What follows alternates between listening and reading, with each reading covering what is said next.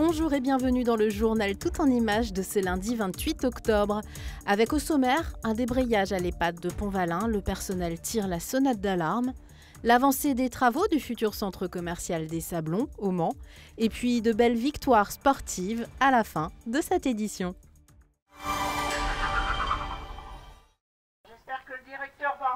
En 33 années de métier, Nathalie n'avait jamais connu de débrayage à l'EHPAD de Pont-Valin.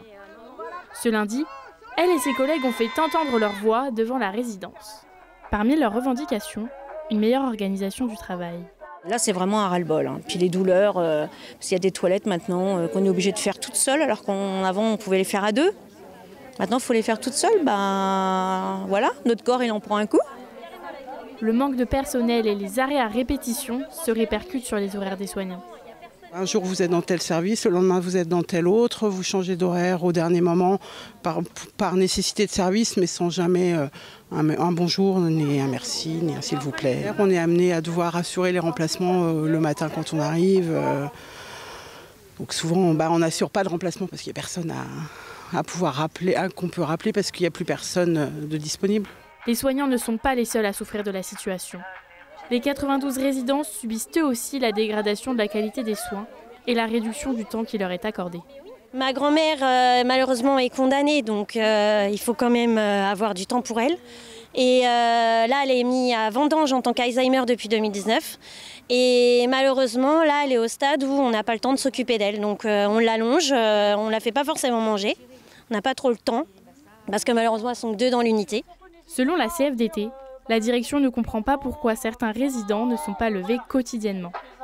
Une réunion s'est tenue entre les soignants et la direction. Prochaine étape, la mise en place d'actions concrètes par les représentants du personnel.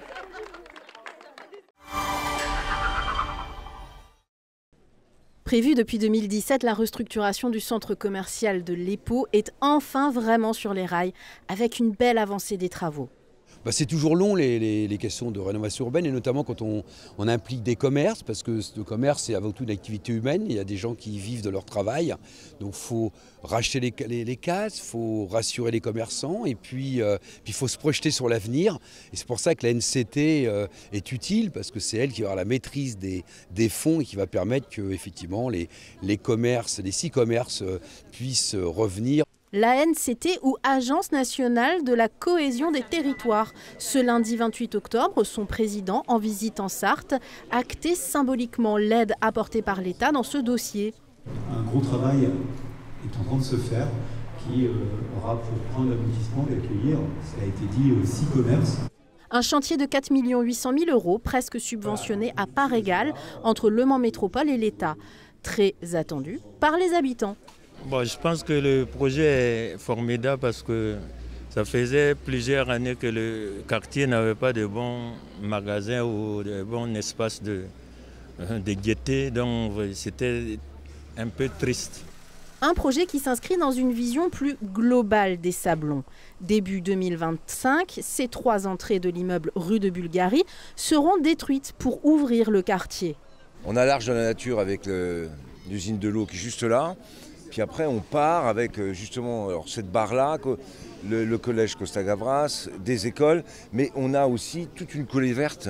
Et donc, on va essayer de redonner de la cohérence au Sablon. D'ici septembre 2025, les premiers commerces, dont la pharmacie, pourront ouvrir dans les nouvelles cellules. Un coiffeur, une supérette ou encore un tabac sont prévus.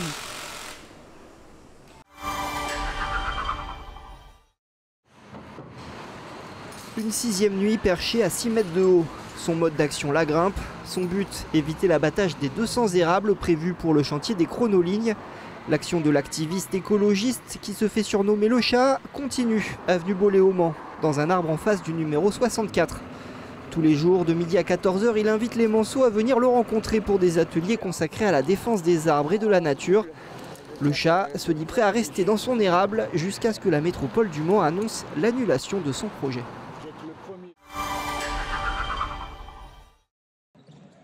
Samedi soir, le MSB s'est imposé face au Portel en 6e journée de Betclic Elite. Mais non, sans mal, il s'en est fallu de peu pour que les nordistes entraînent les tangos dans des prolongations.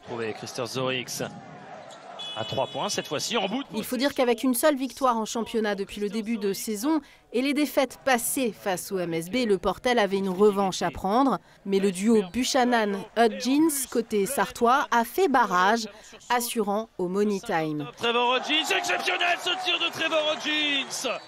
À noter la très belle performance de Léopold Delaunay, meilleur passeur et gratifié des meilleures évaluations statistiques du match. Le MSB s'impose donc 77 à 74 sur le parquet d'Antares face au Portel et pointe à la 8e place de Betclic Elite. Prochaine rencontre samedi 2 novembre face à Dijon, à Antares.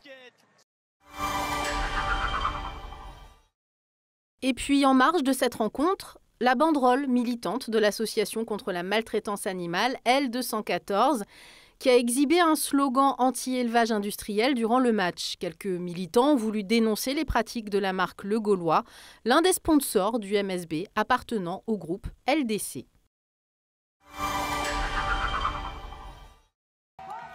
On termine avec l'exploit du pompier sartois surnommé Iron Pimpon, de son vrai nom Jérémy Diguet, avec son acolyte le champion de handi-basket Manceau, Thomas Maillard, dit Tom. Ils sont les premiers Français à terminer l'Ironman de Hawaï lors du prestigieux championnat du monde qui se déroulait samedi 26 octobre. Une première mondiale pour un duo handisport européen. Après 3,8 km de natation, 180 km de vélo et 42 km de course à pied. Mon Tom, la fatigue commence à se faire sentir. Salut. Donc bon, on continue, on est bien, un beau rythme, vous voyez, ça y en a qui marche. C'est très dur, faut se le dire quand même. Terminé en 15h17, on leur dit tout simplement bravo. Très bien.